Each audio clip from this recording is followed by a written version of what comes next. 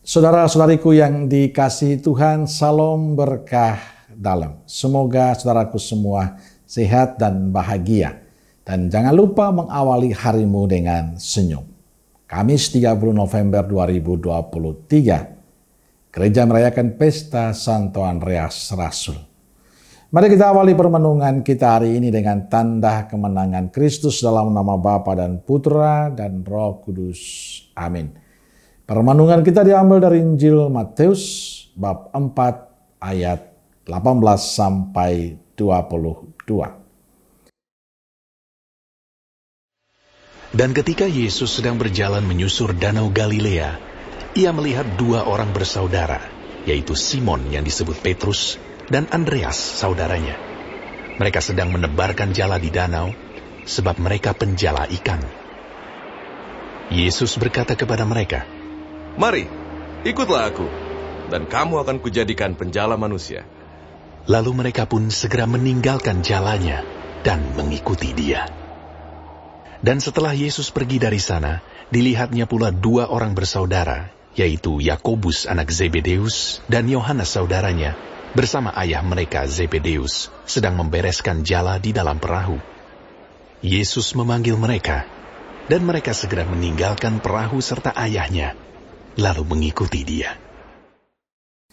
Saudaraku yang dikasihi Tuhan, bacaan Injil hari ini bicara tentang Yesus memanggil para murid pertama. Ketika Yesus datang berjalan menyusur Danau Galilea, ia melihat dua orang yang bersaudara, yaitu Simon yang disebut Petrus dan Andreas saudaranya. Mereka sedang menebarkan jala di danau, sebab mereka itu penjala ikan.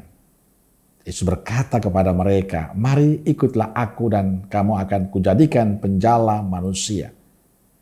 Mereka segera meninggalkan jalannya lalu mengikuti Yesus. Bagi saya, kisah Injil hari ini menarik.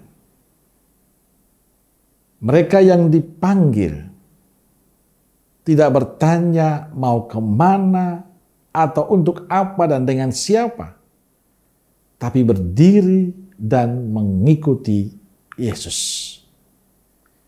Simon dan Andreas yang dipanggil itu rela meninggalkan jalannya dan mengikuti Yesus. Artinya mereka percaya bahwa Yesus akan membawa mereka pada keselamatan. Mereka percaya bahwa mengikuti Yesus selalu ada harapan. Maka mereka tidak perlu bertanya, karena sudah pasti semuanya. Saudaraku yang dikasihi Tuhan, ada dua hal yang bagi saya bisa kita renungkan dari perikop Injil hari ini. Pertama, berupa ajakan untuk kami, para imam, biarawan dan biarawati. Pada saat Yesus memanggil para murid, mereka menjawab ya dan mengikuti Yesus. Mereka pergi mengikuti Yesus, meninggalkan segalanya dan percaya pada panggilan Tuhan.